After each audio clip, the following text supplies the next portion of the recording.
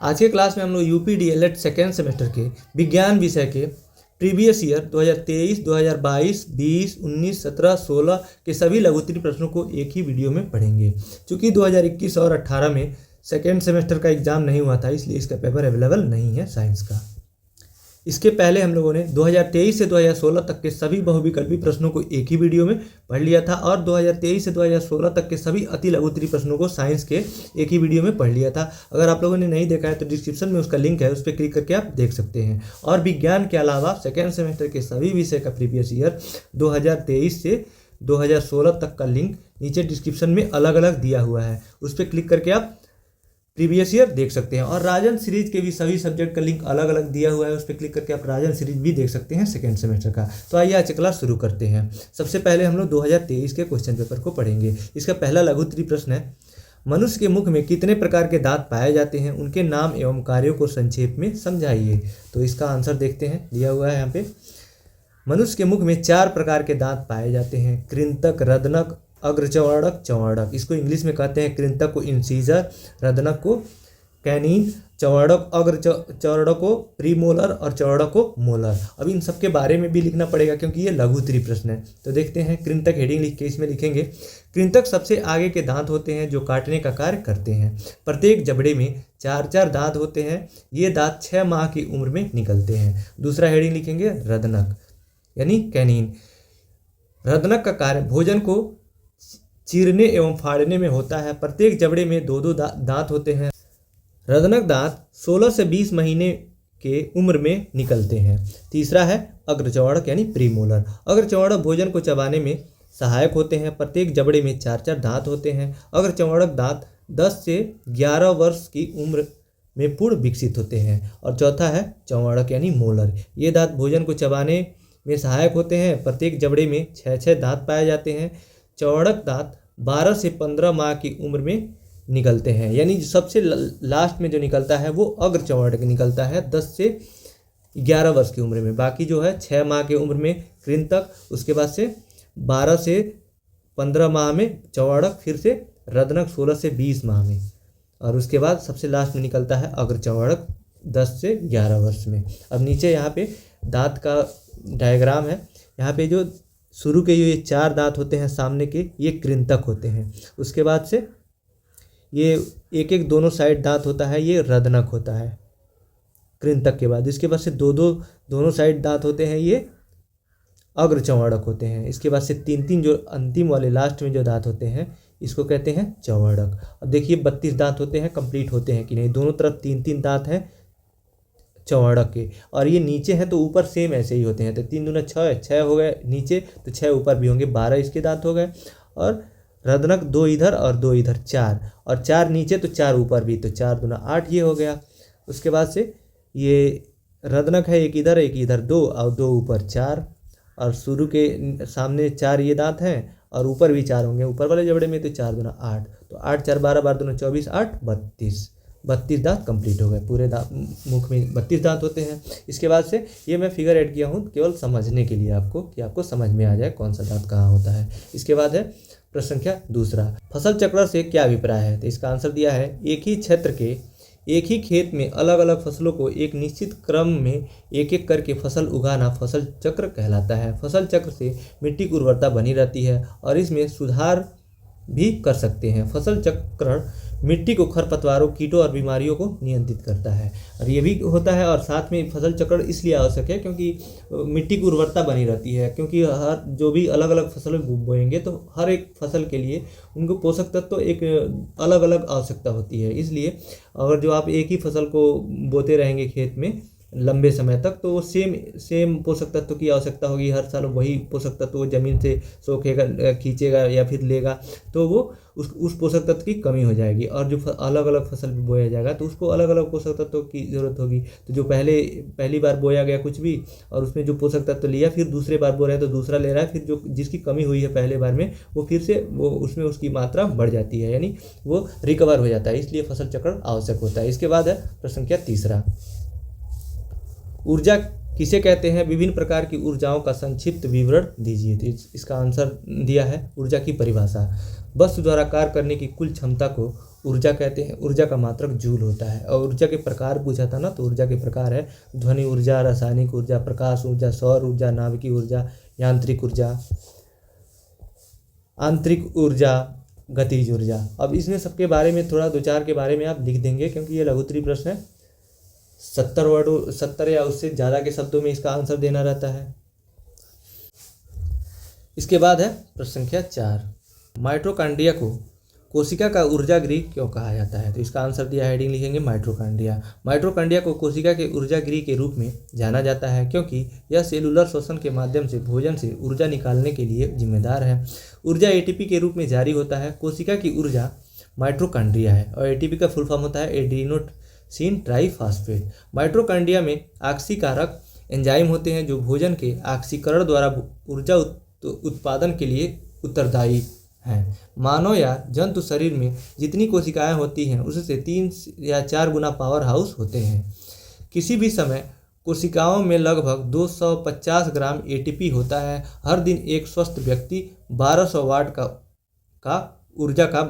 वाट का उत्पादन करता है। इसके बाद अगला प्रश्न संख्या 5, धातुओं की किन्हीं 4 विशेषताओं को बताइए। इसका आंसर लिखेंगे, धातुओं की 4 विशेषताएं निम्नलिखित हैं, या फिर इसमें हेडिंग लिख के इसमें लिख सकते हैं, धातुओं के पारस्परिक बाह्य गुणों के आधार पर दी जाती है। धातुएं सामान्यतः चमकीली, प्रत्यास्थ, आघात वर्धनीय और सुदृढ़ होती हैं। धातु ऊष्मा और विद्युत के अच्छे चालक होते हैं। और इसमें अब 4 यहाँ पे पूछा था विशेषताएं, जिसमें पहला हो जाएगा धातुओं की चमक। धातुओं में चमक उसके अंदर मुक्त इलेक्ट्रॉन के कारण अवस्थित रहता है। दूसरा है प्रत्यास्थ गुण। प्रत्यास्थता पदार्थों के उस गुण को कहते हैं जिसके कारण उस पर बाह्य बल लगाने पर उसमें विकृति होती है। सबसे प्रत्यास्थ धातु स्टील है। और तीसरा है आघात वर्धनीय। धातुओं का ऐसा गुण जो हथौड़े से पीटने पे चादर के रूप में फैलती है, उसी को आघात वर्धनीय कहते हैं। इसका अर्थ है कि जब धातुओं पे पीटा जाता है तो हथौड़े से, तो वो टूटता नहीं है, वो फैल जाता है चादर के रूप में, उसको पतले चादर के रूप में फैलाया जा सकता है, उसी को आघात वर्धनीय कहते हैं। उदाहरण के लिए सोना, चांदी, एल्यूमिनियम, तांबा आदि। चौथा है धातुओं के गलनांक एवं कथनांक। धातुओं के गलनांक एवं कथनांक उच्च होते हैं, यानी अधिक ताप पे ये गलते हैं। इसके बाद है प्रश्न संख्या 6, ध्वनि प्रदूषण के हानिकारक प्रभाव को समझाइए। तो इसका आंसर लिखेंगे, ध्वनि प्रदूषण के हानिकारक प्रभाव, हेडिंग लिख के इसमें, ध्वनि प्रदूषण के द्वारा मानव चिड़चिड़ापन एवं आक्रामकता के अतिरिक्त उच्च रक्तचाप, तनाव, कण श्रवण शक्ति और हानिकारक समस्याएं उत्पन्न हो जाती हैं। और दूसरा है इसमें, ध्वनि प्रदूषण का मुख्य कारण तीव्र ध्वनि, शोर या कोलाहल है। तीव्र ध्वनि कानों को अप्रिय लगती है, मानव के वार्तालाप व व्यवहार में बाधा डालती है। प्रश्न के साथ है इसके बाद, सौर परिवार को सचित्र समझाइए। तो इसका आंसर दिया हुआ है, सौर परिवार सूर्य, 8 ग्रह, उल्काओं के समूह को सौर परिवार कहते हैं। यानी सूर्य, 8 ग्रह, उल्काएं, ये सभी मिलकर सौर परिवार बनाती हैं। ग्रहिकाएं, उपग्रह तथा सूर्य सौर परिवार का मुखिया, यानी जो सूर्य होता है सौर परिवार का मुखिया है। अंतर्राष्ट्रीय खगोलीय संघ के अनुसार हमारे सौर मंडल में कुल 8 ग्रह हैं, बुध, शुक्र, पृथ्वी, मंगल, बृहस्पति, शनि, अरुण और वरुण। इसके अतिरिक्त 3 बौने ग्रह सीरीस, प्लूटो और एरिस है। इनको ग्रहों की श्रेणी में नहीं रखा जाता है। अब ये 8 ग्रहों के नाम यहाँ पे लिख देंगे आप, बुध, शुक्र, पृथ्वी, मंगल, बृहस्पति, शनि, यूरेनस, नेपच्यून, यानी अरुण और वरुण, उनका इंग्लिश में ये नाम होता है, यूरेनस और नेपच्यून। और इसमें सचित्र वर्णन का था करने के लिए, तो अब बीच में सूरज बना देंगे, और उसके बाद से सबका ये ऐसे गोला करके एक एक पे क्रम से सूर्य से दूरी के अनुसार ये लिखा हुआ है। सबसे पहले बुध, फिर शुक्र, पृथ्वी, मंगल, बृहस्पति, शनि, यूरेनस और नेपच्यून। इतना आप ऐसे बना दीजिएगा, ये सचित्र वर्णन हो जाएगा। इसके बाद है प्रश्न संख्या 8, जो कि 2022 का पहला लघु उत्तरीय प्रश्न है। चूँकि हर एक साल में 7 लघु उत्तरीय प्रश्न पूछे जाते हैं, तो 7 ऊपर हो गए 2023 के, उसके बाद से 2022 का दिया हुआ है। प्रश्न संख्या 8 है, ऊर्जा संरक्षण का नियम क्या है? तो यहाँ पे हेडिंग लिखेंगे, ऊर्जा संरक्षण का नियम। भौतिकी का एक आधारभूत नियम है जो कहता है कि किसी बंद निकाय की कुल ऊर्जा समय के साथ हमेशा स्थिर रहती है। इसका अर्थ है कि ऊर्जा को न तो बनाया जा सकता है और न ही नष्ट किया जा सकता है। यह केवल एक रूप से दूसरे रूप में परिवर्तित हो सकती है। इसी को ऊर्जा संरक्षण का नियम कहते हैं। और यहाँ पे नीचे दिया हुआ है ऊर्जा संरक्षण का नियम के कुछ महत्वपूर्ण पहलू। अब पहलू देखते हैं क्या दिया है। इसमें पहला है, यह नियम केवल बंद निकायों पर लागू होता है।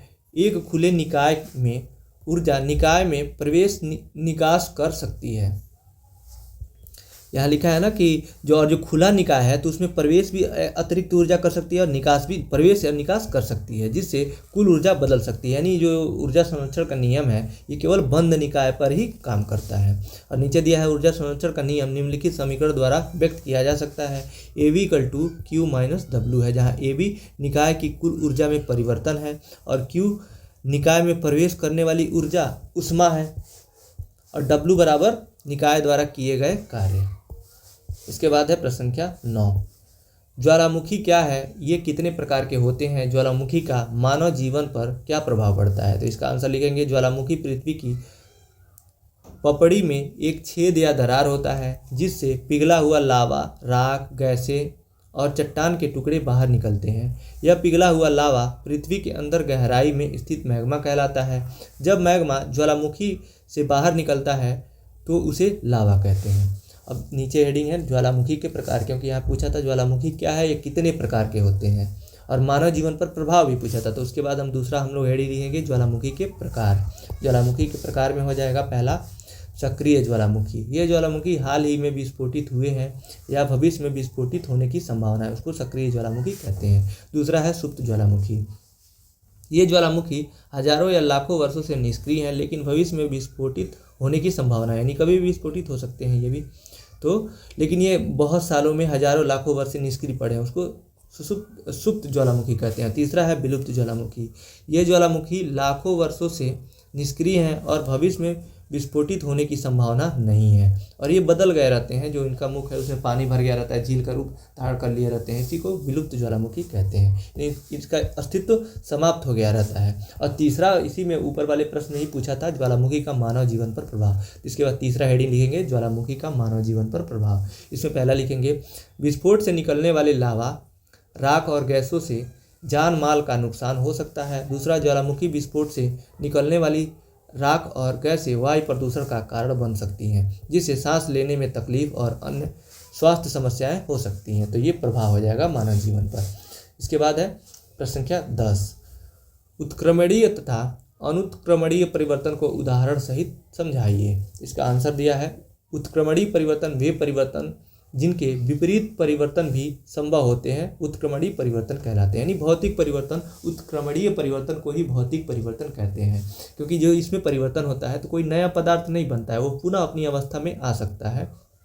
इसको उत्क्रमणीय परिवर्तन या भौतिक परिवर्तन कहते हैं। उदाहरण के लिए बर्फ़ का पिघलना, जब बर्फ़ पिघल जाए फिर से उसको फ्रिज में रख देंगे या फिर उसका टेम्परेचर कम होगा तो बर्फ़ में बर्फ़ बन जाएगा। पानी से भाप का बनेगा, उसको संघनन के माध्यम से फिर से पानी बनाया जा सकता है।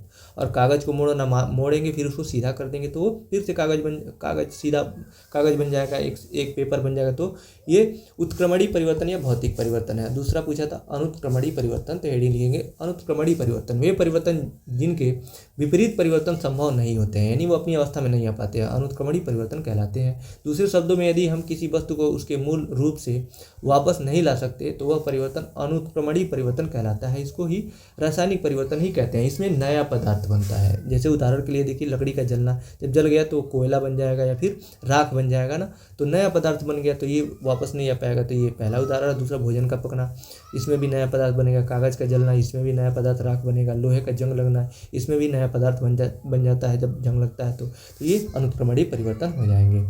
इसके बाद है प्रश्न संख्या 11, अम्ल वर्षा किन दो ऑक्साइडों के वातावरणीय जल के साथ क्रिया करके बनती है। तो इसका आंसर है, अम्लीय वर्षा एक रासायनिक प्रतिक्रिया के कारण होती है जो तब शुरू होती है जब सल्फर डाइऑक्साइड और नाइट्रोजन ऑक्साइड जैसे यौगिक हवा में छोड़े जाते हैं। जब भी ये यौगिक सल्फर डाइऑक्साइड और नाइट्रोजन के ऑक्साइड जब हवा में मिलते हैं तो ये पदार्थ वायुमंडल में बहुत ऊपर तक जाते हैं, जहाँ वे पानी, ऑक्सीजन और अन्य रसायनों के साथ मिलकर प्रतिक्रिया करते हैं और अधिक अम्लीय प्रदूषक बनाते हैं, जिसे अम्लीय वर्षा के रूप में जाना जाता है। यानी यही नाइट्रोजन और सल्फर के ऑक्साइड ऊपर जाते हैं तो जो वर्षा का जल होता है, बूंद होती है, उसमें मिल करके और प्रदूषक बनाते हैं, तो इसी को अम्लीय वर्षा कहते हैं। अब नीचे लिखा है इसमें, अम्ल वर्षा पर्यावरण के लिए बहुत हानिकारक होती है। यह जलीय जीवन, वनस्पतियों और मिट्टी को नुकसान पहुंचाता है। इमारतों और मूर्तियों को भी क्षति पहुंचा सकता है। इमारतों, इसी के कारण जो ताजमहल है उस पर पीला पड़ रहा है, अम्ल वर्षा के कारण ही। इसके बाद है अगला प्रश्न संख्या 12, कंकाल तंत्र के कार्य लिखिए। तो इसका कार्य लिखना है कि क्या काम होता है शरीर में हमारे कंकाल का तंत्र का, जो हड्डी के ढांचा होता है ना, जो एक आवरण बनाए रखता है चारों तरफ, उसी को कंकाल तंत्र कहते हैं। देखिए इसमें इसके कार्य लिखेंगे। कंकाल तंत्र के कार्य निम्नलिखित है। पहला है, कंकाल तंत्र का कार्य शरीर को आकृति देना, सहारा प्रदान करना, चलने फिरने में योगदान देना और कोमल अंगों को सुरक्षा प्रदान करना आदि है। दूसरा है, यह हमारे शरीर को एक निश्चित आकार और रूप देता है। तीसरा है, यह मांसपेशियों को जोड़ने और अन्य गति प्रदान करने में मदद करता है। और चौथा कार्य, कंकाल तंत्र हमारे शरीर के महत्वपूर्ण अंगों जैसे कि मस्तिष्क, हृदय, फेफड़े और यकृति को सुरक्षा प्रदान करता है। पांचवा है, कंकाल तंत्र मांसपेशियों के साथ मिलकर शरीर को गति प्रदान करता है। अब यही है कंकाल तंत्र। देखिए जो हड्डियों का ढांचा होता है, यहाँ पे हार्ट होता है, लंग्स होता है और लीवर होता है और पैनक्रियाज, ये सभी इसी के अंदर होते हैं, हड्डियों से सुरक्षित रहते हैं। तो इसी को जो हड्डियों का ढांचा होता है ना, तो ये आकार एक शरीर को दे ही रहा है, तो इसी को कंकाल तंत्र कहते हैं। इसको आप देख लीजिए। इसके बाद है अगला प्रश्न संख्या 13, मृदा अपरदन से आप क्या समझते हैं, इसके कारण एवं रोकने के उपायों पर प्रकाश डालिए। तो इसका आंसर है, मृदा अपरदन एक प्राकृतिक प्रक्रिया है जिसमें मिट्टी की ऊपरी परत हवा और पानी के प्रभाव से बह जाती है। यह एक गंभीर समस्या है जो कृषि, पर्यावरण और मानव जीवन को नुकसान पहुंचाती है। बाढ़ से, फिर जो अत्यधिक वर्षा होता है उससे, या फिर हवा से मिट्टी के ऊपरी परत का एक स्थान से दूसरे स्थान तक जाने को ही मृदा अपरदन कहते हैं। अब मृदा अपरदन के कारण क्या क्या होते हैं, देखिए वृक्षों का अविवेकपूर्ण कटाव यानी अंधाधुंध कटाई वृक्षों का। दूसरा है वनस्पतिक फैलाव का घटना, यानी वही है वृक्षों का कटना। और तीसरा है वनों में आग लगना, इससे भी जो वृक्ष कम होते हैं जिससे कि वनों का जो मृदा अपरदन होता है। चौथा है सिंचाई की त्रुटिपूर्ण विधियाँ अपनाना। और इसके बाद है मृदा अपरदन को रोकने के उपाय भी पूछा था, तो वन संरक्षण, वनों का संरक्षण किया जाए और अधिक वन लगाया जाए, वृक्षारोपण, अधिक वृक्ष लगाया जाए, बांध बनाना और बाढ़ नियंत्रण, बाढ़ को रोका जाए, बाढ़ों से ही तो होता है मृदा अपरदन, तो ये सब उपाय हो जाएंगे। नीचे दिया है, मृदा अपरदन का रोकना एक महत्वपूर्ण कार्य है। यह कृषि उत्पादकता को बढ़ाने, पर्यावरण को बचाने और मानव जीवन को बेहतर बनाने में मदद कर सकता है।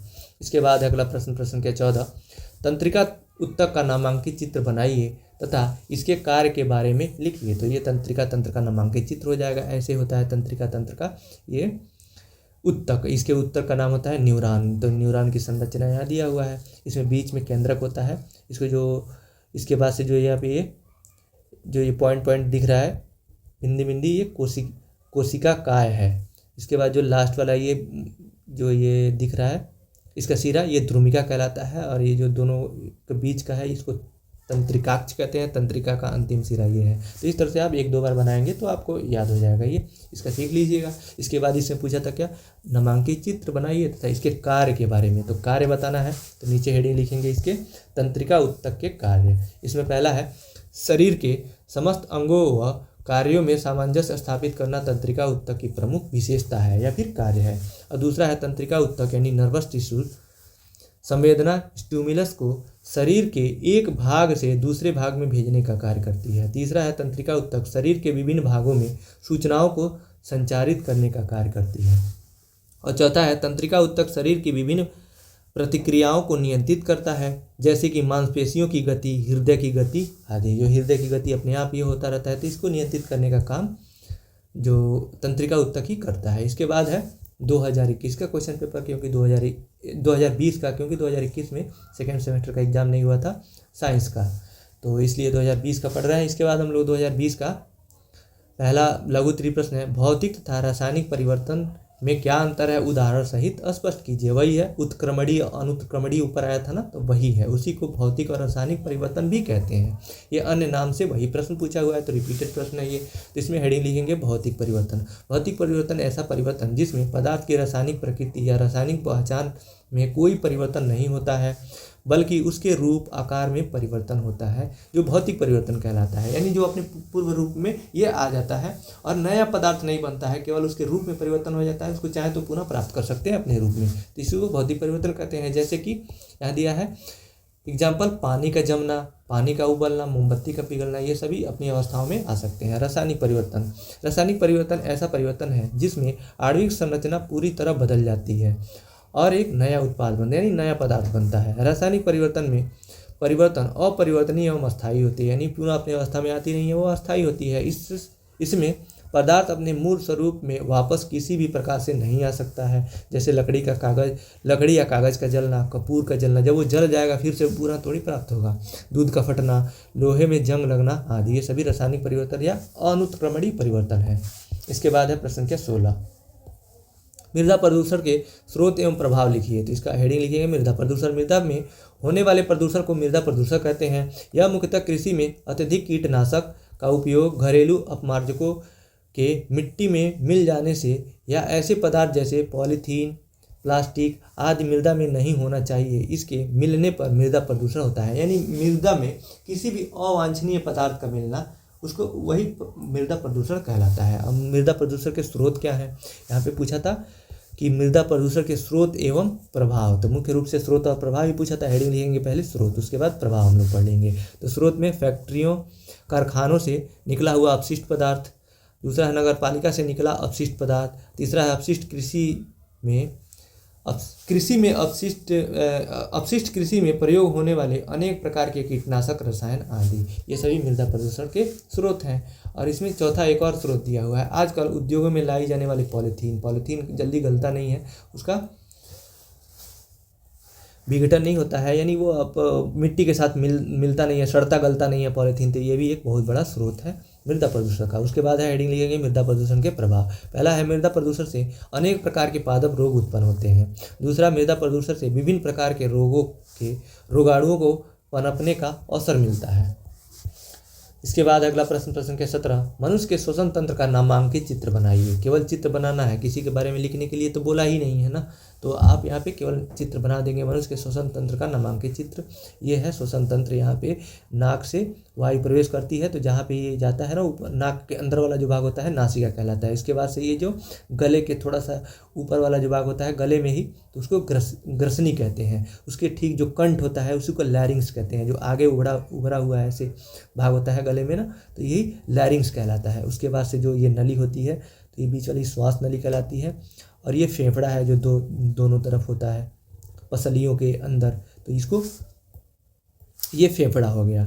उसके बाद से जो जब ये फेफड़े में जो ये नली जो मोटी वाली दोनों तरफ गई है, इसको कहते हैं श्वसनीय।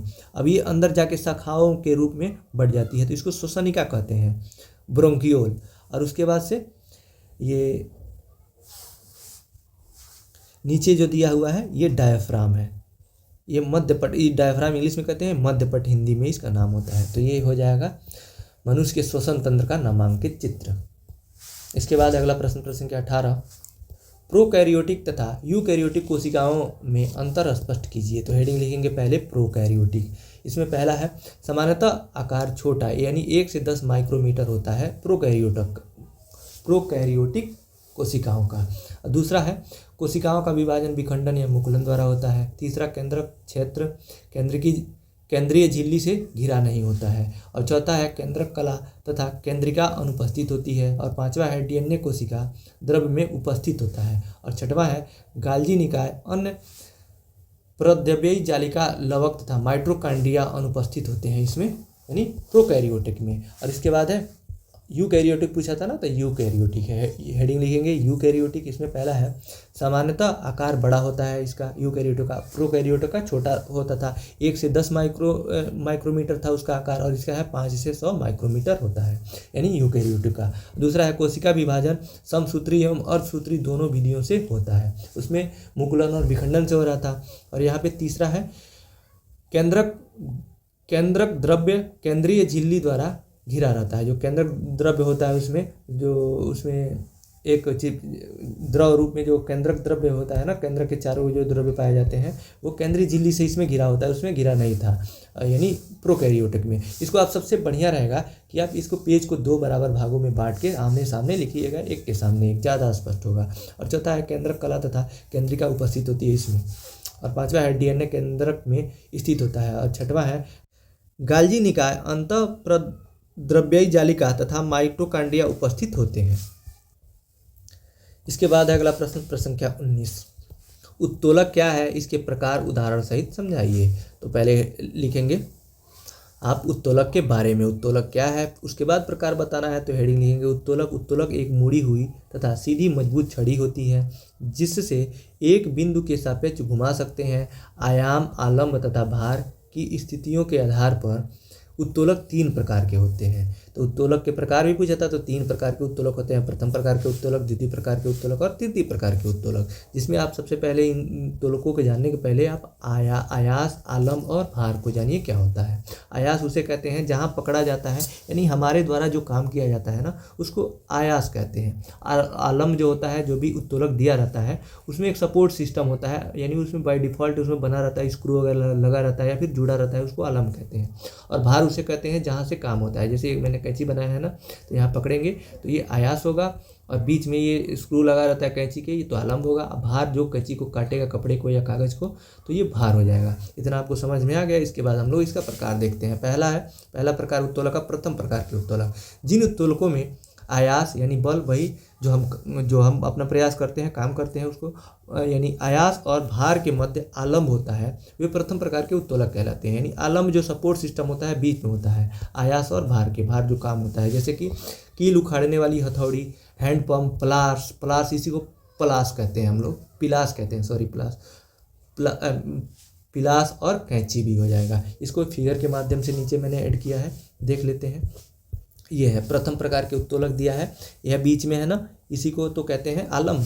ये बीच में है कैंची में, ये पिलास है, पिलास में भी यहाँ बीच में होता है। और ये कील, ये उखाड़ने की जो मशीन है यानी हथौड़ा है, यहाँ पे भी ये बीच में जुड़ा हुआ है और यहाँ से काम होता है, इसको कहते हैं भार। और यहाँ पकड़ेंगे तो ये आयास हो जाएगा।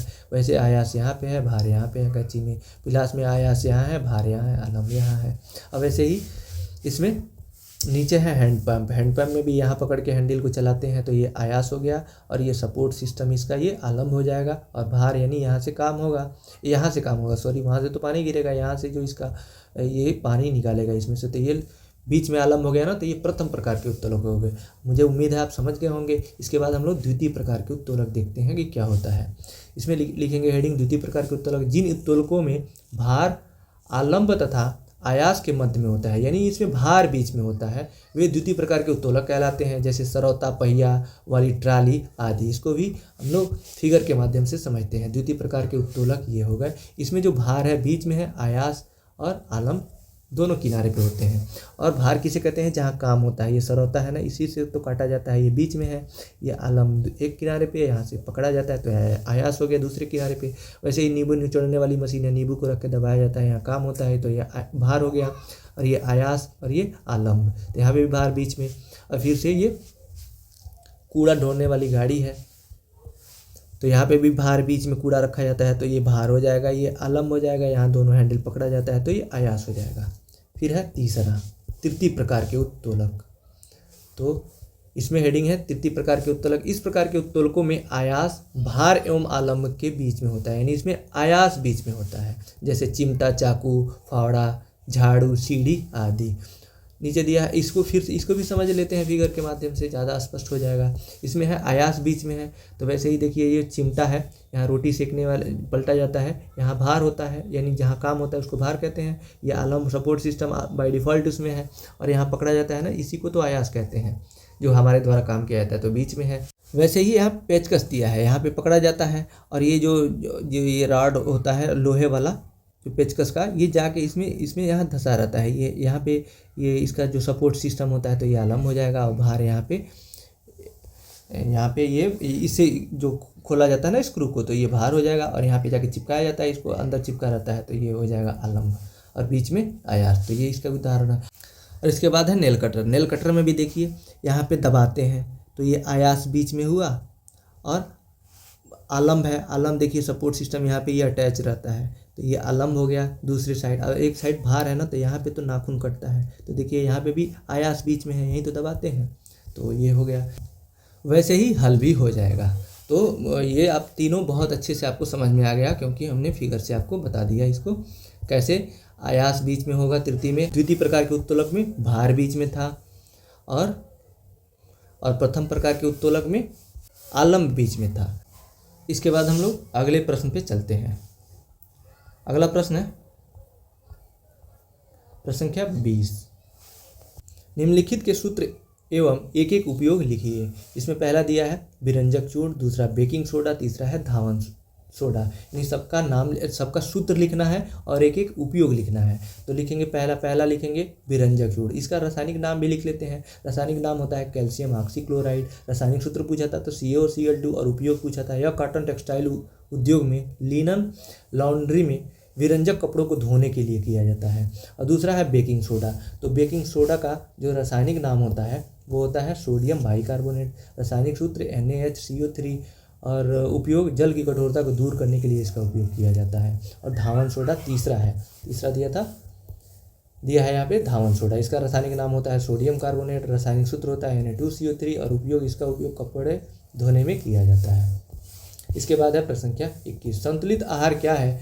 मनुष्य के लिए संतुलित आहार क्यों आवश्यक है? तो इसका आंसर दिया है, हेडिंग लिखेंगे संतुलित आहार। ऐसा आहार जिसमें सभी पोषक तत्वों जैसे प्रोटीन, कार्बोहाइड्रेट, वसा, विटामिन, खनिज, लवण और जल शारीरिक जरूरत के हिसाब से उचित मात्रा में पाए जाते हैं, संतुलित आहार कहते हैं। यानी सभी पोषक तत्व जिसमें पाए जाते हैं जिस भी आहार में, उसको संतुलित आहार कहते हैं। एक विविध संतुलित आहार पोषक तत्वों की कमी से बचने के लिए आपको आवश्यक पोषक तत्व प्रदान करता है। मनुष्य के लिए संतुलित आहार आवश्यक है क्योंकि शरीर में पोषक तत्वों की पूर्ति एवं स्वस्थ एवं तंदुरुस्त रहने के लिए जरूरी है। संतुलित आहार अनेक रोगों और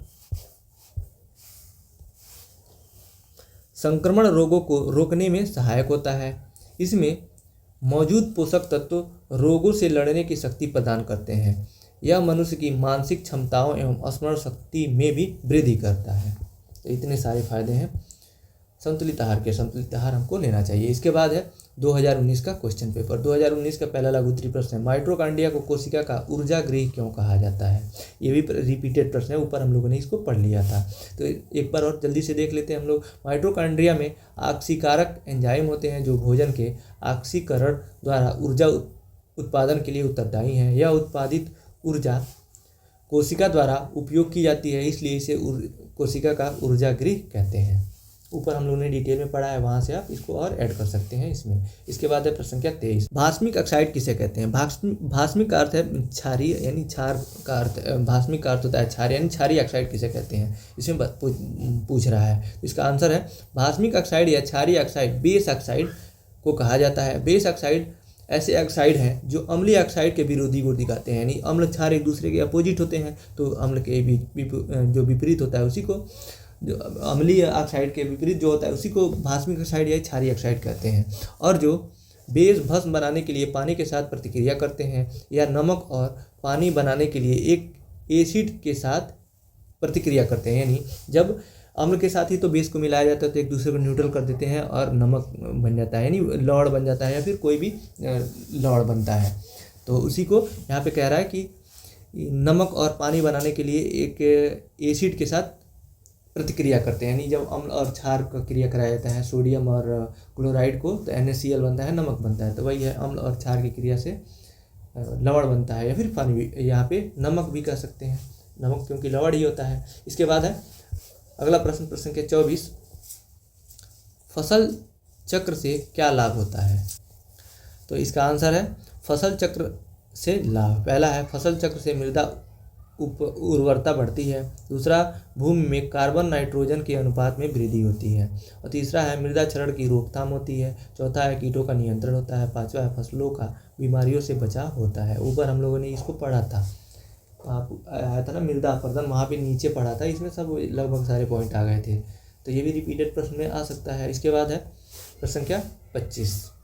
नाभिकीय ऊर्जा क्या है, इसका क्या उपयोग है? इसका आंसर लिखेंगे बहुत भारी नाभिक को हल्के नाभिकों में टूटना, नाभिकीय विखंडन, अथवा अत्यंत हल्के नाविकों द्वारा संयुक्त होकर अपेक्षाकृत भारी नाविक बनाने यानी नाभिकीय संलयन जिसे कहते हैं की प्रक्रिया में द्रव्यमान की क्षति हो जाती है। प्रक्रिया में इस द्रव्यमान क्षति के तुल्य ऊर्जा मुक्त होती है। इस ऊर्जा को नाभिकीय ऊर्जा कहते हैं। यानी कुछ मिला जुला के कहने का अर्थ है नाभिकीय विखंडन या नाभिकीय संलयन के दौरान जो ऊर्जा मुक्त होती है तो उसी को नाभिकीय ऊर्जा कहते हैं। और नाभिकीय विखंडन नाभिकीय संलयन कहते किसे हैं? नाभिकीय विखंडन उसे कहते हैं भारी नाविकों का छोटे छोटे टुकड़ों में टूटना नाभिकीय विखंडन कहलाता है। और हल्के छोटे छोटे टुकड़ों वाले नाविक जब मिलकर बड़े जो नाविक बनाते हैं तो उसको नाभिकीय संलयन कहते हैं। तो यह स्पष्ट हो गया। और इनके द्वारा जब ये क्रिया हो रही होती है तो जो ऊर्जा मुक्त होता है उसी को नाभिकीय ऊर्जा कहते हैं। इस ऊर्जा का उपयोग नाभिकीय रिएक्टरों, परमाणु बम तथा हाइड्रोजन बम आदि में किया जाता है और ये बहुत शक्तिशाली होता है। इसके बाद है प्रश्न संख्या 26। संतुलित आहार से क्या तात्पर्य है? हमें संतुलित आहार क्यों लेना चाहिए? ये भी रिपीटेड प्रश्न है, अभी हम लोगों ने पढ़ा है इसको। इसका आंसर है शरीर का स्वस्थ और सुदृढ़ रखने के लिए सही मात्रा में प्रोटीन, विटामिन, खनिज, कार्बोहाइड्रेट और फैट्स युक्त आहार का सेवन करना ही संतुलित आहार कहलाता है। पोषण संबंधी आवश्यकता को पूरा करने के लिए संतुलित आहार लेना चाहिए। संतुलित आहार न केवल शरीर को स्वस्थ रखता है बल्कि लंबी उम्र भी प्रदान करता है। जब संतुलित आहार लेंगे तो हमें कोई बीमारियां नहीं होंगी, तो हम लंबे समय तक जीवित रहेंगे। इसके बाद है प्रश्न संख्या 27। प्राकृतिक आपदा से सुरक्षा के लिए क्या क्या उपाय करना चाहिए? इसका आंसर है प्राकृतिक आपदा किसे कहते हैं? भूकंप, सुनामी, बाढ़, सूखा, यही तो सब प्राकृतिक आपदा होता है। तो इससे क्या क्या उपाय करना चाहिए? तो इसका आंसर दिया हुआ है भूकंप से बचाव के लिए भूकंप रोधी या लकड़ी के मकान बनाए जाने चाहिए। सुनामी आदि से बचाव के लिए तटों पर सघन वृक्षारोपण किया जाना चाहिए। जहाँ जहाँ प्राकृतिक आपदाएं आती हैं वहाँ वहाँ सरकार विभिन्न स्वयं सेवी संस्थाओं एवं संगठनों को भी आपदा प्रबंधन के लिए सदा जागरूक रहना चाहिए। तो ये सभी उपाय हो जाएंगे प्राकृतिक आपदा से बचने के लिए। इसके बाद है प्रश्न संख्या 28। ऐच्छिक एवं अनैच्छिक पेशी में अंतर स्पष्ट कीजिए।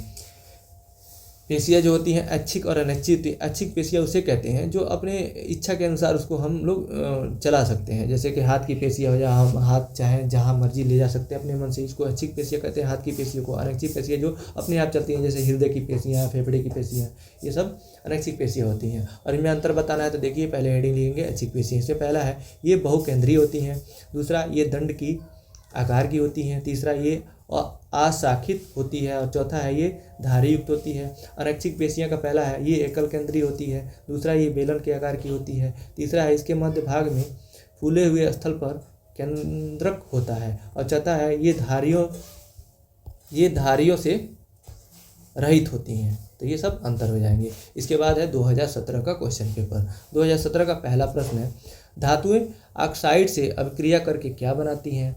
लिटमस पत्र द्वारा कैसे पहचानेंगे कि अम्लीय ऑक्साइड है या भास्मिक ऑक्साइड यानी क्षारीय ऑक्साइड? अम्लीय ऑक्साइड और क्षारीय ऑक्साइड को लिटमस पेपर के द्वारा कैसे पहचानेंगे आप ये बताना है। रासायनिक अभिक्रिया लिखें, इनके बारे में लिखना है। और ऊपर पूछा है धातुएं ऑक्सीजन से अभिक्रिया करके क्या बनाती हैं?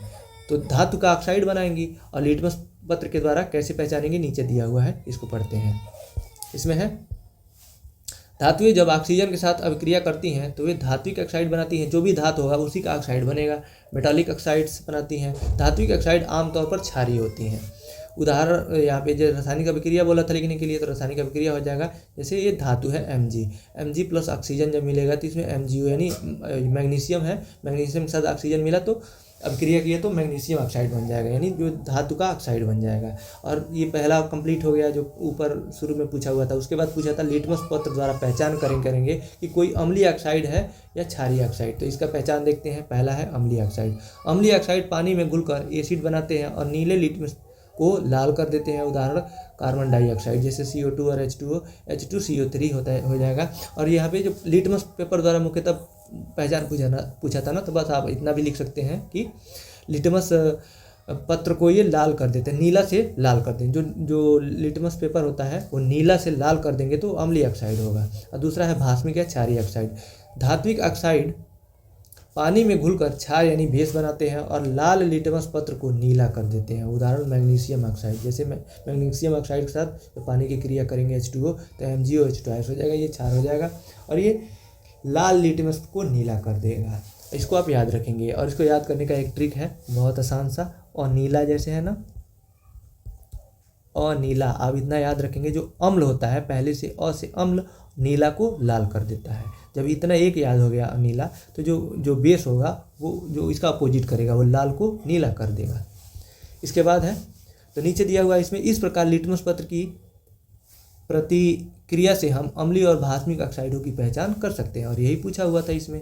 इसके बाद अगला प्रश्न, प्रश्न के 30, कृषि कार्य में प्रयुक्त उपकरण डिवलर एवं कल्टीवेटर की उपयोगिता बताइए। डिवलर और कल्टीवेटर किसे कहते हैं, इसकी उपयोगिता बताना है। तो इसका आंसर है कृषि कार्य में प्रयुक्त उपकरण डिवलर एवं कल्टीवेटर की उपयोगिता। पहला हेडिंग लिखेंगे डिवलर। डिवलर से अच्छी तरह तैयार खेत में बड़े या मध्यम आकार की बीज बुआई करने या अंतर को पूरा करने के लिए उपयोग किया जाता है। इसके द्वारा छिद्रों के माध्यम से बीजों को बोया जाता है। यह दो प्रकार के बीज डालने की प्रणाली, ककड़ी की गड्ढेदार मापक प्रणाली, बीज बक्सा हत्था एवं बीज विकास द्वारा लगे हुए हैं। तो यहाँ पे देखिए, जो डिवलर होता है इसमें मुख्य रूप से जो ऊपर छेद होते हैं उसमें जो बीज डाल दिए जाते हैं, और एक निश्चित दूरी पे वो उसमें ज़मीन में धंसाता हुआ चला जाता है, तो उसी को डिवलर कहते हैं। यहाँ पे फिगर ऐड किया हुआ है, देखिए जो ऊपर है ना, ये इसी में बीज भर दिया जाता है, और ये देखिए ये पाइप द्वारा नीचे यहाँ पे ये उखाड़ता हुआ जाता है, और इसी में ये बीज जो जोतता हुआ जाता है खेत को, और इसी में बीज गिरता जाता है एक निश्चित धीरे धीरे। यानी ये बिल्कुल एकदम समान दूरी पे ये दोनों हैं, ये जो इसमें जो लगे हुए हैं ना, ये ज़मीन को जोतने वाला तो हल, तो ये बिल्कुल डिस्टेंस बिल्कुल समान रहता है इससे, और इसी को कल्टीवेटर कहते हैं। मैंने इसको ऐड किया है कि आपको अच्छे से समझ में आ जाए। इसके बाद है, इसको डिवलर कहते हैं। इसके बाद है, इसमें पूछा था कल्टीवेटर, तो हेडिंग लिखेंगे कल्टीवेटर। कल्टीवेटर एक कृषि उपकरण है जिसका उपयोग खेत की जुताई करने के लिए किया जाता है। खेत में मिट्टी के ढेलों को तोड़ने में भी इसका प्रयोग किया जाता है, जिससे मिट्टी में गुणात्मक सुधार होता है। कल्टीवेटर के द्वारा कृषि कार्य के लिए मिट्टी तैयार करना, खरपतवार निकालना आदि का काम किया जाता है। जैसे कि यहाँ पे ये फिगर है कल्टीवेटर का। इसका मुख्य काम होता है खेत की जुताई करना। जो ऊपर था डिवलर, इससे जो बीजों को बोया जाता है, अंदर धंसाया जाता है भूमि में, तो ये इसमें अंतर हो जाएगा। और इन दोनों के बारे में पूछा था तो हो जाएगा इसके बारे में। इसके बाद अगला प्रश्न, प्रश्न क्या है 30, परिवेशी स्वच्छता एवं स्वास्थ्य में क्या संबंध है? आप परिवेश को स्वच्छ रखने में अपनी भूमिका कैसे निभाएंगे?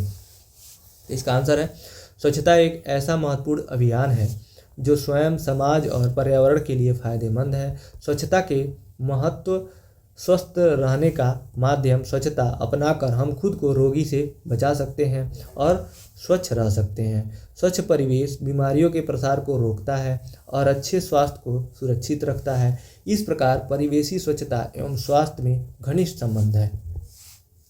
और ये संबंध पूछा हुआ था, परिवेशी स्वच्छता एवं स्वास्थ्य में संबंध हो गया यहाँ तक। और उसके बाद है, आप परिवेश में वो स्वच्छ रखने में अपनी भूमिका कैसे निभाएंगे? तो नीचे यहाँ पे इसका आंसर है, परिवेशी स्वच्छता एवं स्वास्थ्य।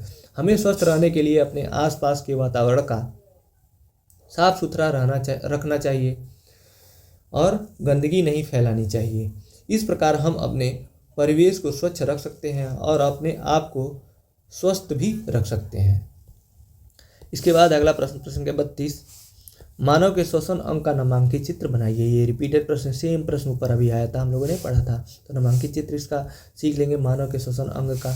ऐसे ऊपर हम लोगों ने दिखाना था ना, तो ये है उसका नामांकित चित्र। आप इसको 1-2 बार बना लेंगे तो ये हो जाएगा, क्योंकि ये जो नाक के अंदर वाला जो भाग होता है ये नासिका कहलाता है। उसके बाद एक रसनी होता है, उसके बाद लैरिंग्स होता है, आगे जो निकला हुआ भाग होता है इसको लैरिंग्स कहते हैं। फिर ये आगे श्वास नली होता है, ये दोनों तरफ फेफड़े होते हैं। इसमें जो शाखाओं का मोटी मोटी जो नलियाँ गई रहती है ना, ये तो जिसे हवा जाता है फेफड़े में, इसको श्वसनी कहते हैं। उसके जो ब्रांचेस में बटा रहता है उसको श्वसनिका कहते हैं। और नीचे डायफ्राम होता है, डायफ्राम को हिंदी में मध्यपट कहते हैं। इसके बाद है प्रश्न संख्या 33, हम ऊर्जा का अपव्यय कहाँ कहाँ करते हैं? ऊर्जा को संरक्षित करने की विभिन्न तरीके बताइए। अपव्यय का अर्थ है कि खर्च कहाँ कहाँ करते हैं बताना है, और उसको कैसे संरक्षित किया जा सकता है। इसका आंसर है ऊर्जा का अपव्यय। लगभग सभी भौतिक और रासायनिक परिवर्तन के दौरान ऊर्जा का क्षय होता है। किसी भी व्यक्ति को कार्यशील रहने के लिए ऊर्जा की आवश्यकता होती है। मानव के विभिन्न आवश्यकताओं जैसे कपड़ा, मकान, सड़क, भोजन, जल, वायु परिवहन, संचार, सूचना प्रसारण एवं अन्य मानव संसाधन के निर्माण के लिए ऊर्जा की आवश्यकता होती है। ऊर्जा से ही मानव कार्य करने योग्य बनता है एवं सक्रिय रहता है, यानी कोई भी काम करना रहता है, जो भी कुछ है, कपड़ा बनाना या फिर मकान बनाना, हर चीज़ में ऊर्जा की आवश्यकता है। तो यही इसका कहने का अर्थ है। अब तरीके पूछा था ऊर्जा संरक्षण के, तो हेडिंग दिएंगे ऊर्जा संरक्षण के तरीके या उपाय। इसमें पहला है बहुत आवश्यक होने पर ही मोटरसाइकिल, स्कूटी, कार का उपयोग करें। दूसरा है आवश्यक न होने पर विद्युत, पंखा, बल्ब, रेफ्रिजरेटर, फ्रिज आदि को बंद कर दें, बंद रखें। यहाँ पे ये उपकरण यहाँ पे नहीं रहेगा, यहाँ पे रहेगा, ये उपकरण यहाँ रहेगा।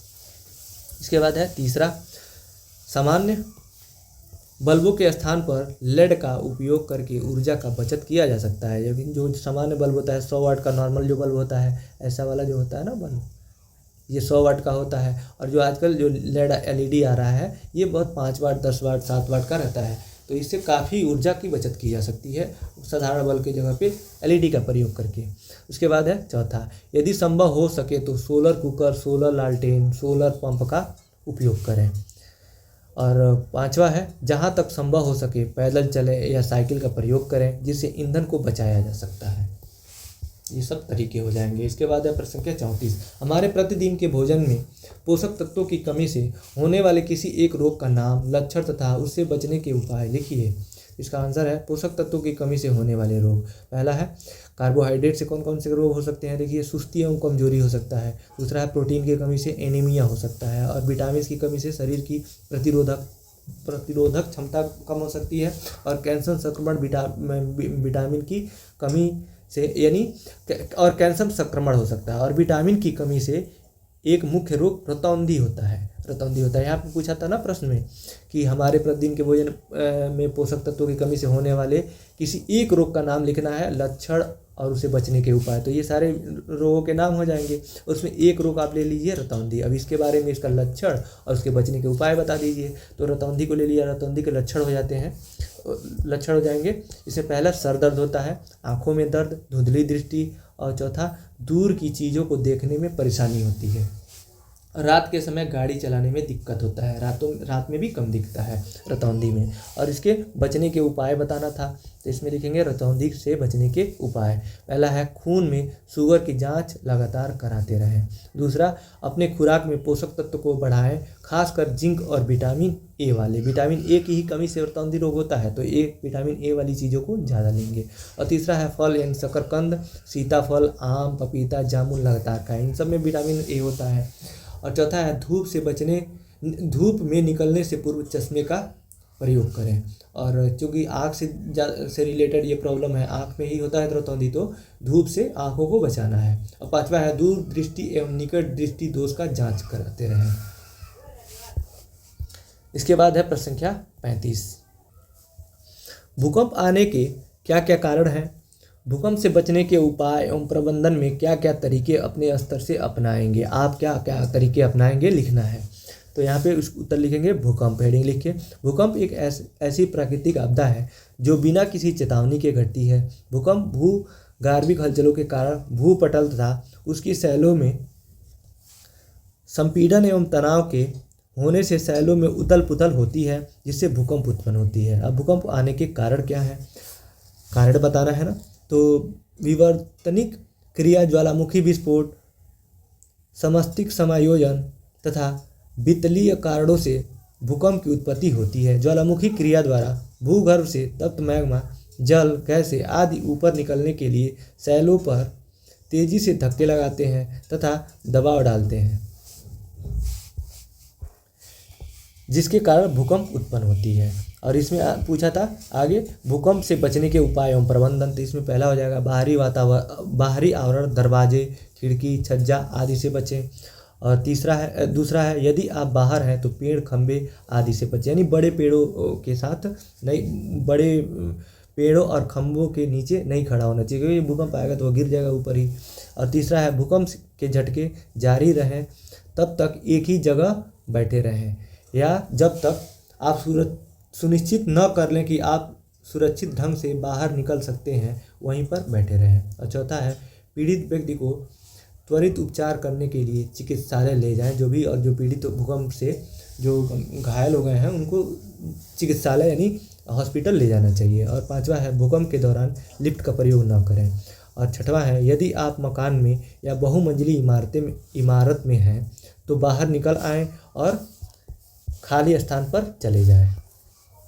इसके बाद है 2016 का क्वेश्चन पेपर। 2016 का पहला लघु उत्तरीय प्रश्न है, मनुष्य में कितने प्रकार के दांत पाए जाते हैं, उनके नाम एवं कार्यों को संक्षेप में बताइए। तो ये रिपीटेड प्रश्न है। पहला प्रश्न यही था 2023 का। तो ये रिपीटेड प्रश्न है, फिर भी हम लोग एक बार और पढ़ते हैं इसको। मनुष्य के मुख में 4 प्रकार के दांत पाए जाते हैं, कृंतक, रत्नक, अग्रचौड़क और चौड़क। और इनके कार्यों को संक्षेप में बताना है तो पहला हेडिंग लिखेंगे कृंतक यानी इंसीजर। कृंतक सबसे आगे के दांत होते हैं जो काटने का कार्य करते हैं। प्रत्येक जबड़े में 4 दांत होते हैं, ये 6 माह की उम्र में निकलते हैं। दूसरा है रत्नक यानी कैनिन। रत्नक का कार्य भोजन को चीरने एवं फाड़ने में होता है। प्रत्येक जबड़े में 2 दांत होते हैं। रत्नक दांत 16 से 20 महीने की उम्र में निकलते हैं। रत्नक जो होता है थोड़ा नुकीले टाइप ऐसे होते हैं ना, ज़्यादा नुकीला हो गया ये इतना नुकीला नहीं, हल्का सा ये नुकीले होते हैं जिससे कि ये चीरने और फाड़ने के काम आते हैं। और तीसरा है अग्रचौड़क यानी प्रीमोलर। अग्रचौड़क भोजन को चबाने में सहायक होते हैं। प्रत्येक जबड़े में 4 दांत होते हैं। अग्रचौड़क 10 से 11 वर्ष की उम्र में पूर्ण विकसित होते हैं। सबसे लेट यही अग्रचौड़क ही निकलते हैं। और चौथा है इसके बाद चौड़क दांत यानी मोलर। ये दांत भोजन को चबाने में सहायक होते हैं। प्रत्येक जबड़े में 6 दांत पाए जाते हैं। चौड़क दांत 10 से 15 माह की उम्र में निकलते हैं। और ये होते हैं लास्ट वाले अंतिम वाले चौड़क दांत। तो ये फिगर है, इसमें ये अंतिम वाले 3 चौड़क, उसके बाद से ये दोनों तरफ अग्र चौड़क, फिर रत्नक हो जाएंगे। एक सिंगल देखिए थोड़ा नुकीले हैं ये। और जो ये काटने के काम ऊपर ये ऐसे पतला होता है, ये कृंतक होता है, सामने वाले 4। इसके बाद है प्रश्न संख्या 37, मनुष्य में भोजन के पोषण की प्रक्रिया समझाइए। संक्षेप में विभिन्न पदों का विवरण दीजिए। यानी जो भी भोजन करते हैं तो हमारे शरीर में कैसे मिलता है, खुल जाता है, फिर ब्लड में हमको एनर्जी कैसे मिलता है ना, तो ये पोषण की प्रक्रिया को समझाना है। तो इसमें आंसर लिखेंगे, मनुष्य में भोजन के पोषण की प्रक्रियाओं को पाचन कहा जाता है। यानी पाचन की प्रक्रिया पूरी बतानी है इसमें। और यह 5 मुख्य चरणों में विभाजित की जा सकती है। अलग अलग चरणों में भी बांटा जाता है, लेकिन मुख्य रूप से जो 5 ही चरण होते हैं। इसमें पहला है अभिग्रहण।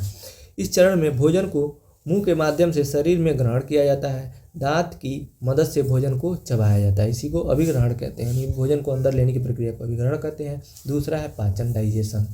पाचन का मुख्य उद्देश्य भोजन को छोटे छोटे अणुओं में तोड़ना होता है ताकि शरीर उन्हें अवशोषित कर सके।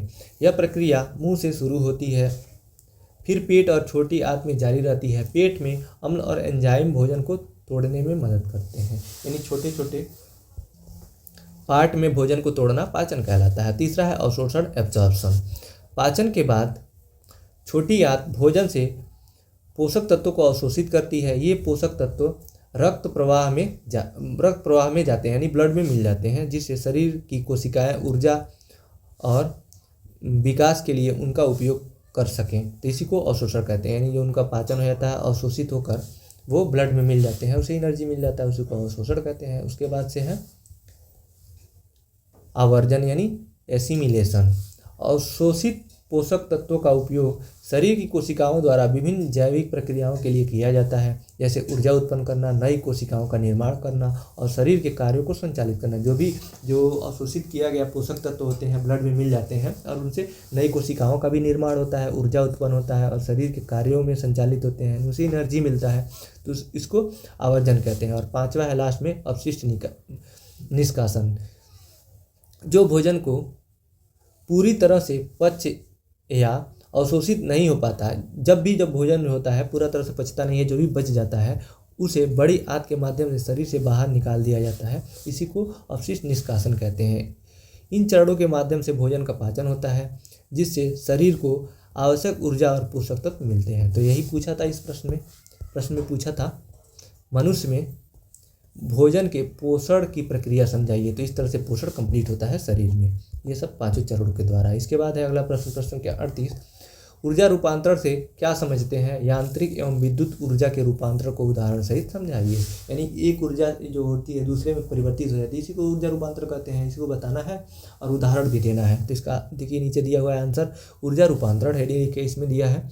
ऊर्जा रूपांतरण, जिसे ऊर्जा परिवर्तन भी कहा जाता है, ऊर्जा के एक रूप को दूसरे में बदलने की प्रक्रिया को ही ऊर्जा रूपांतरण कहते हैं। उदाहरण जैसे रासायनिक ऊर्जा का प्रकाश रूपांतरण, ऊष्मीय ऊर्जा का रूपांतरण, गतिज ऊर्जा का रूपांतरण, ये सभी एग्जाम्पल हो जाएंगे।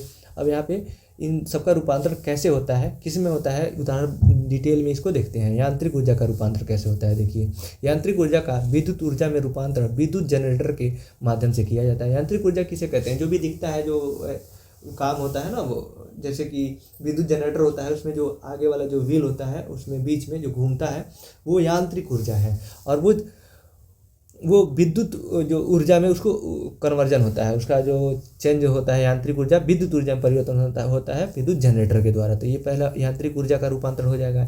ये उपकरण यांत्रिक गति को विद्युत धारा में परिवर्तित करने के लिए विद्युत चुंबकीय प्रेरण सिद्धांत का उपयोग करते हैं। उदाहरण के लिए जनरेटर, अल्टरनेटर, ये सब हो जाएंगे। इसके बाद है विद्युत ऊर्जा का रूपांतरण। डीसी विद्युत मीटर के द्वारा विद्युत ऊर्जा को यांत्रिक ऊर्जा में रूपांतरण किया जाता है। विद्युत मीटर विद्युत चुंबकीय प्रेरण का प्रयोग करती है। उदाहरण के लिए जनरेटर, विद्युत बल्ब, विद्युत हीटर, ये सब। इसके बाद है अगला प्रश्न संख्या 39, सौर परिवार को सचित्र समझाइए। ये भी रिपीटेड प्रश्न है, इसको एक बार और जल्दी से हम लोग देख लेते हैं। सौर परिवार सूर्य, 8 ग्रह, उल्काओं के समूह को सौर परिवार कहते हैं। ग्रहिकाएं, उपग्रह तथा सूर्य सौर परिवार का मुखिया है। अंतर्राष्ट्रीय खगोलीय संघ के अनुसार हमारे सौर मंडल में कुल 8 ग्रह हैं। बुध, शुक्र, पृथ्वी, मंगल, बृहस्पति, शनि, अरुण और वरुण। इसके अतिरिक्त 3 बौने ग्रह हैं। तीनों बौने ग्रहों में हो जाएगा सीरीस, प्लूटो और एरिस। ये ग्रहों की श्रेणी में अब नहीं है। इसके बाद है ये सबका नाम सचित्र वर्णन करना था, तो सबका नाम लिख लीजिए। बुध, शुक्र, पृथ्वी, मंगल, बृहस्पति, शनि, अरुण और वरुण, यानी इसको इंग्लिश में कहते हैं यूरेनस, नेपच्यून। और इसका ऐसे फिगर बना लेंगे, बीच में सन हो जाएगा, सूरज, उसके बाद से बुध, शुक्र, पृथ्वी, मंगल, बृहस्पति, शनि, अरुण यानी यूरेनस और नेपच्यून। तो ये इसका सचित्र वर्णन हो गया। इसके बाद है प्रश्न संख्या 40, भोजन में कौन कौन से पोषक तत्व पाए जाते हैं, प्रोटीन की कमी से कौन कौन से रोग हो जाते हैं। इसका आंसर लिखेंगे, भोजन में पाए जाने वाले पोषक तत्व, पहला है कार्बोहाइड्रेट, यह शरीर के लिए ऊर्जा का मुख्य स्रोत है। यह अनाज, दाल, फल, सब्जियों और दूध में पाया जाता है।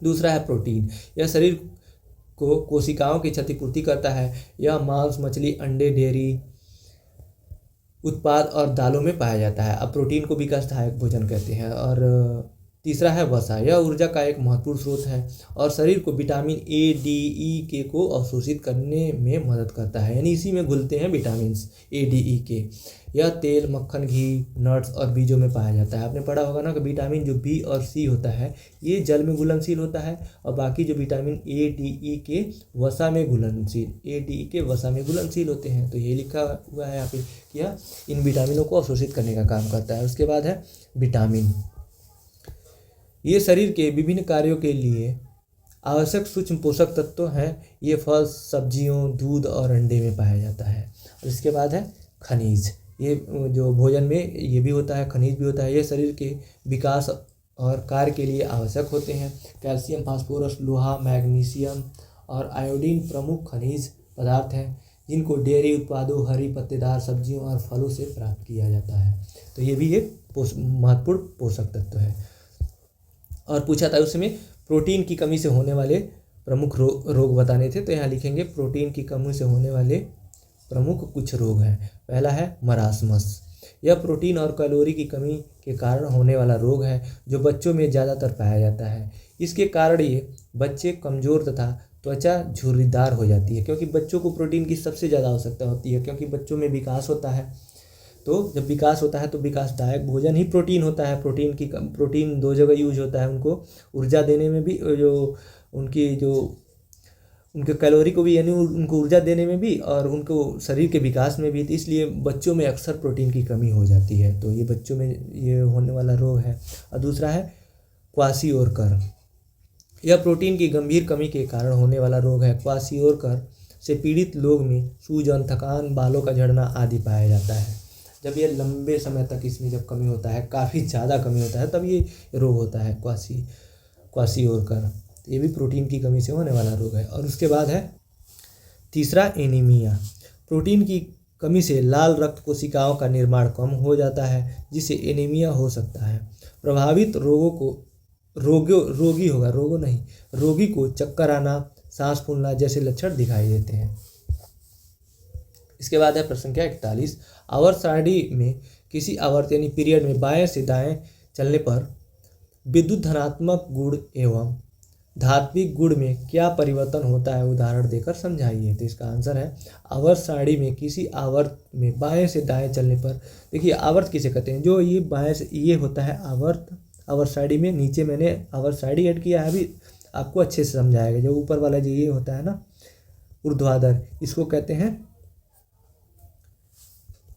कॉलम, यानी ये कॉलम कहलाता है, ये आवर्त कहलाता है। तो यहाँ पे पूछा हुआ था ना आवर्त सारणी में किसी आवर्त में बाएं से दाएं जाने पर, तो आवर्त सारणी में किसी आवर्त में बाएं से दाएं चलने पर धात्विक गुण घटता है तथा विद्युत धनात्मक गुण भी घटता है, यानी दोनों घटता है, क्योंकि इलेक्ट्रॉन त्यागने की क्षमता भी घटती है। और ये क्यों घटती है अभी हम लोग समझेंगे। जैसे उदाहरण है lithium, beryllium, boron, carbon, nitrogen, oxygen, fluorine, ये सेकेंड आवर्त है। आवर्त सारणी का दूसरा आवर्त है लीबे बंकनाफ, यानी lithium, beryllium, boron, carbon, nitrogen, oxygen, fluorine. और यहाँ पे नीचे दिया है इसमें लिथियम से फ्लोरीन तक चलने पर इनका धात्विक गुण घटता है तथा इलेक्ट्रॉन त्यागने की क्षमता भी घटती है। ये दोनों घटती है, यही पूछा हुआ था। ये कैसे घटती है तो देखते हैं। यहाँ पे ये पहला आवर्त है, हाइड्रोजन हीलियम होता है पहले आवर्त में। दूसरा में है lithium, beryllium, boron, carbon, nitrogen, oxygen, fluorine, neon. अब ये क्यों घटता है, जैसे देखिए लिथियम का परमाणु क्रमांक 3 होता है, लिथियम का 3 परमाणु क्रमांक होता है। ये इसका इलेक्ट्रॉनिक विन्यास लिखेंगे तो के में 2 इलेक्ट्रॉन आते हैं, और ये इसका जो 2 ही इलेक्ट्रॉन रहते हैं तो ये 2 हो जाएंगे, और इसके दूसरे जो के यल में 1 इलेक्ट्रॉन हो जाएगा। और लिथियम के बाद बेरियम आता है, बेरियम का 4 हो जाएगा, 2 इलेक्ट्रॉनिक विन्यास, बाहरी कक्ष में 2 इलेक्ट्रॉन। फिर बोरान 5, 2, 3, फिर कार्बन का 6 परमाणु क्रमांक होता है 2, और बाहरी कक्ष में 4 इलेक्ट्रॉन।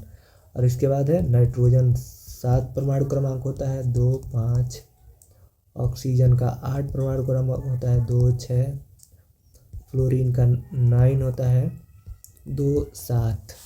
और ये जो नियान होता है इसका तो अष्टक पूरा होता है, क्योंकि इसके बाहरी कक्ष में इसका जो होता है नियान, इसका परमाणु क्रमांक 10 होता है, 10, 2, और बाहरी कक्ष इसके जो होते हैं इसमें 8 इलेक्ट्रॉन होते हैं। इसका अष्टक पूरा होता है तो इसी किसी अभिक्रिया में भाग नहीं लेता है, तो इसलिए इसको हम लोग नहीं लेंगे। समझने के लिए इतना हम लोग लेते हैं। अब देखिए यहाँ पे बाहरी कक्ष में इलेक्ट्रॉनों की संख्या बढ़ रही है, और जो के और एल 2 ही जो यहाँ पे जो सेल हैं, यहाँ पे जो सेकेंड सेल है जो इसमें बाहरी कक्ष में लिथियम में बाएं से दाएं जाने पर इलेक्ट्रॉनों की संख्या बढ़ रही है ना, तो ये अपने जो नाभिक के साथ टाइटली बांड बनाएंगे। जैसे पहला है लिथियम में, इसको फिगर के माध्यम से समझते हैं हम लोग। यहाँ पे देखिए सेकेंड आवर्त lithium, beryllium, boron, carbon, nitrogen, oxygen, fluorine. और सबके बाहरी कक्ष को हम लोग बनाते हैं, क्योंकि जो पहला जो सेल जो कक्ष है उसमें सब में 2-2 इलेक्ट्रॉन है। ठीक है, ये जो पहला है इसमें सब में 2-2 है, बेरियम में भी 2, ये के में 2 ही इलेक्ट्रॉन होते हैं।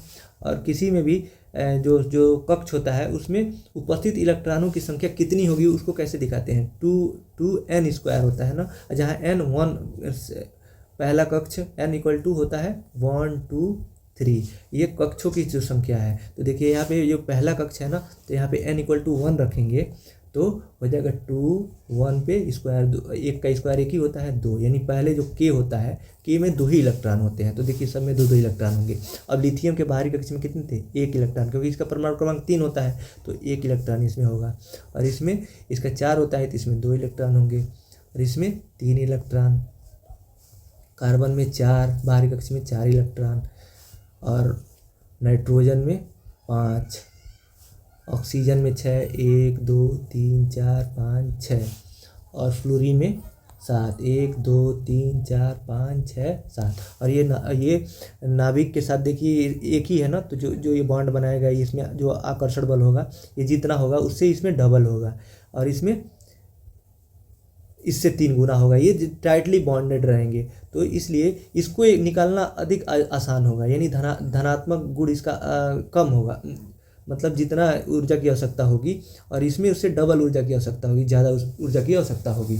तो इसलिए जो बाएं से दाएं जाने पर, बाएं तो यही है बायां, और इधर दायां है, तो बाएं से दाएं जाने पर इलेक्ट्रॉनों को त्यागने की क्षमता घटती है, इसलिए धनायन गुण भी घटता है। और एक और क्या पूछा था देखते हैं हम लोग, ऊपर एक और पूछा था, यहाँ पे विद्युत धनात्मक गुण पूछा था ना, तो धनात्मक गुण उसे ही कहते हैं जब भी कोई भी जो तत्व होता है अपने बाहरी कक्ष से एक इलेक्ट्रॉन त्यागता है तो एक पॉजिटिव बनाता है, उस पर धनायन बनाता है। तो यही है जो धनायन गुण घटेगा। और धात्विक गुण में क्या परिवर्तन, आधात्विक गुण उसे ही कहते हैं ना, जो कोई तत्व और जो प्लस आयन देता है तो उसी को धात्विक गुण कहते हैं। तो दोनों सेम ही होता है तो दोनों घटेगा। मुझे उम्मीद है मैं जो समझाना चाह रहा हूँ आप लोग समझ गए होंगे। तो हम लोग अगले प्रश्न की तरफ चलते हैं। प्रश्न संख्या 42 है। इसके बाद खेतों में प्रयुक्त कल्टीवेटर का नामांकित चित्र बनाइए। तो कल्टीवेटर का ऊपर हम लोगों ने पढ़ा था ना, उपयोग पूछा हुआ था कल्टीवेटर और डिबलर का, तो वहाँ हमने फिगर वहाँ पे भी था और यहाँ पे भी नामांकित चित्र बनाना है। तो आप खेती में प्रयुक्त कल्टीवेटर का नामांकित नीचे दिया गया है। तो नीचे है ये नामांकित चित्र, यही इसी को कल्टीवेटर कहते हैं। इसको इनमें सवल कहते हैं, इसको टाइन कहते हैं, इसको कमानी कहते हैं जो स्प्रिंग लगा रहता है इसमें, और ये ऊपर का जो ढांचा है स्ट्रक्चर। तो ये हो जाएगा, आप नामांकित चित्र बना लीजिएगा। इसी के साथ आज का क्लास यहीं समाप्त होता है। आज हम लोग 6 साल का प्रीवियस ईयर पढ़े हैं और प्रत्येक साल में 7 बहुविकल्पी प्रश्न होते हैं। तो 7 छक्के 42 प्रश्नों को हम लोगों ने कंप्लीट कर लिया। इस क्लास का PDF आप टेलीग्राम चैनल से ले सकते हैं, इसका लिंक नीचे डिस्क्रिप्शन में दिया हुआ है। अदरवाइज आप सर्च भी कर सकते हैं लेट्स लर्न शिक्षा 1, वहाँ से भी आप ज्वाइन करके और इसका PDF ले सकते हैं और सब फ्री है, कोई भी चार्ज नहीं है। तो इस वीडियो को देखने के लिए आपका बहुत बहुत धन्यवाद दोस्तों।